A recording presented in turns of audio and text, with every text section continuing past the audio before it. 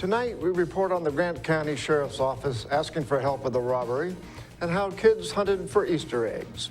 What's going on in sports, Bob? A couple of local athletes turned in excellent performances at the Quincy Invite Saturday. Stick around to find out who stood out among the hundreds that participated. Here's a peek at our Weather Center forecast.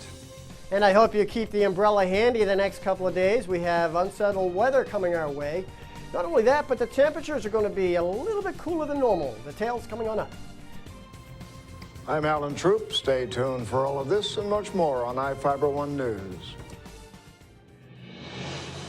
From the iFIBER 1 HD studio here in the heart of the Columbia Basin, this is iFIBER 1 News.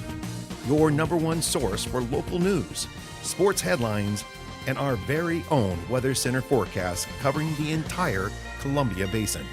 This is iFIBER 1 News, and it starts now.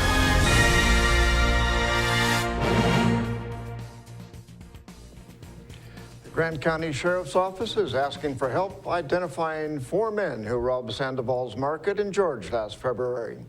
The Sheriff's Office released photographs from the robbery showing the 4 suspects. Witnesses described the 4 men as young and Hispanic and were armed with handguns at the time. The photographs can be viewed at iFIBER1.com. During the robbery, the men forced 2 employees to give them the store's cash before tying up the employees and a customer.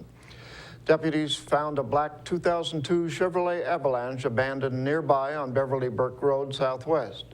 The SUV was reported stolen from the Tri-Cities. Anyone with information about the men can contact the Grant County Sheriff's Office at 509-762-1160 or send an email to crimetips@co.grant.wa.us. People leaving tips can remain anonymous.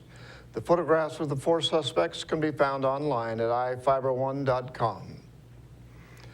Bonnie Guitar made her way back to Ephrata this weekend to perform. Reporter Vivian Huang has the story. Bonnie is at it again. The Ephrata Senior Center hosted another concert session with Bonnie Guitar. Seats were filled and dancing ensued at the Ephrata Recreation Center on Saturday. Well, we had this really successful concert with her at the Senior Center in October, and it was so fun, and there were so many people who wanted to come that couldn't come that we decided we'd go to a bigger facility.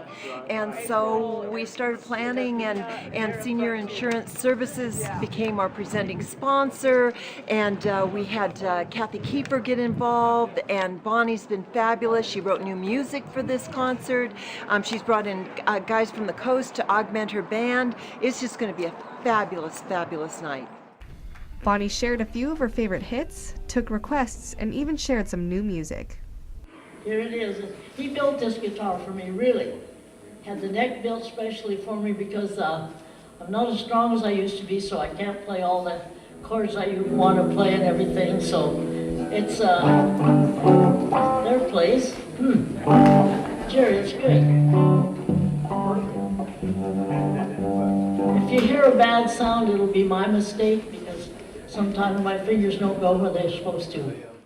For iFIBER 1 News, this is Vivian Huang. Thank you, Vivian.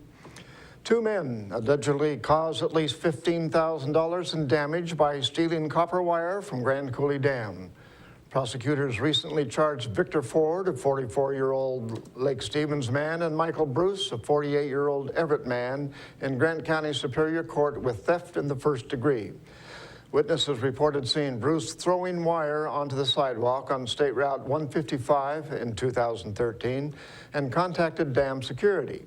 They allegedly spotted Ford driving a green van. An officer allegedly found multiple pieces of wire inside the van along with cutting tools. They also found wire sitting on the sidewalk. The lead electrician at the Grand Coulee Dam stated the wire was used to ground metal items in the power office. He estimated it would cost between $15,000 and $20,000 to repair. 3 people are seeking to fill the empty director's position for the Moses Lake Irrigation and Rehabilitation District. Thomas Bennett, Chris Dexter, and Mary Perry are seeking to serve the remainder of Mick Hansen's term on the board. Hansen resigned earlier this year, citing problems with working with other board members. Grant County Commissioner Carol Ann Swartz said a committee involving the 3 commissioners and other government agency representatives are developing a list of questions for the candidates. Swartz said she hopes the decision would come on the same day of the final interview. Now let's take a look at people currently being sought out by the Grant County Sheriff's Office. This is Sheriff Tom Jones with the Grant County Sheriff's Office. Each of the people you see here have a warrant for their arrest. If you see any of these people, we ask you do not attempt to detain or apprehend them, but call us at 509-762-1160 or send us an email at crimetips@co.grant.wa.us. If the person is presenting a danger, call 911. With your help, we can bring these people to justice and make our community safer. We will be back after this.